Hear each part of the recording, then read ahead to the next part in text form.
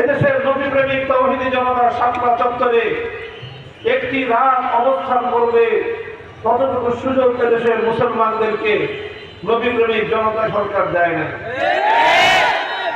কতটা বিধ্বংসী এবং কতটা প্রতিহিংসাপরায়ণ, ইসলামের প্রতি কতটা বিদ্বেষী মনোভাবাপন্ন ছিল শেখ হাসিনা, এই ঘটনার তার জ্বলন্ত প্রমাণ। মনে করেছিল আমাদের কণ্ঠকে স্তব্ধ করে দিলে, আমাদেরকে চার দেয়ালের কারাগারে বন্দী করে রাখলে বুঝে এদেশে ইসলামের আলো নিভে যাবে। কিন্তু আল্লাহ পাক দেখিয়ে দিলেন ইসলাম তো সেই আলো, এটাকে যদি তুমি মুখের ফুৎকার দিয়ে নিভিয়ে দিতে চাও তাহলে ইসলামের আগুনে তুমি জ্বলে পুড়ে ছারখার হবে। ইসলামের অর্জন করেছে, নতুন করে স্বাধীনতা অর্জন করেছে, বাংলাদেশ আজ মুক্ত এবং স্বাধীন।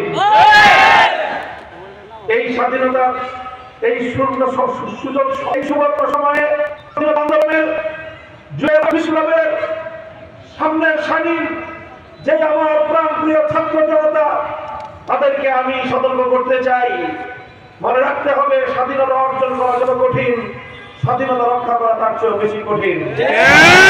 পরাজিত পতিত শক্তি বসে নেই, পরাজিত পতিত ফ্যাসিবাদের দোসররা বসে নাই। তারা এখন সম্মুখ যুদ্ধে পরাজিত হয়ে এদেশের ছাত্র জনতার কাছে পরাস্ত হয়ে ওরা এখন ঘুপটি মেরে ঘাপটি মেরে পেছন দরজা দিয়ে ষড়যন্ত্রের জাল বুনবার চেষ্টা করছে। প্রশাসনের বিভিন্ন জায়গায় বসে বসে তারা ইসলামের বিরুদ্ধে, এদেশের মানুষের হাজার বছরের ইতিহাস এবং ঐতিহ্যের বিরুদ্ধে তারা ষড়যন্ত্র চালিয়ে যাচ্ছে। আমরা পরিষ্কার ভাষায় বলি, আমাদের কাছে আমাদের নবীর ইজ্জত আমাদের জীবনের চেয়ে অনেক বেশি মূল্যবান। আমার কাছে আমার নবীর সম্মান আমার সন্তানের জীবনের চেয়ে বেশি মূল্যবান। আমাদের কাছে আমাদের নবীর ইজ্জত আমাদের জীবনের চেয়ে অনেক বেশি মূল্যবান।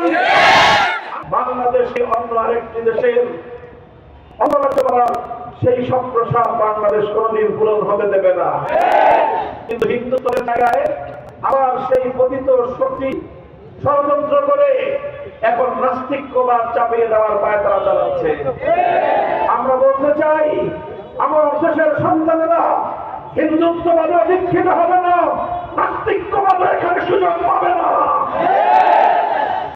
করে ঘরে ঘরে স্ত্রীদের উপর আল্লাহ প্রদত্ত স্বামীর অধিকার থেকে বঞ্চিত করে বাংলাদেশটাকে একটা নরকের আগুনে পরিণত করবার চেষ্টা করছে।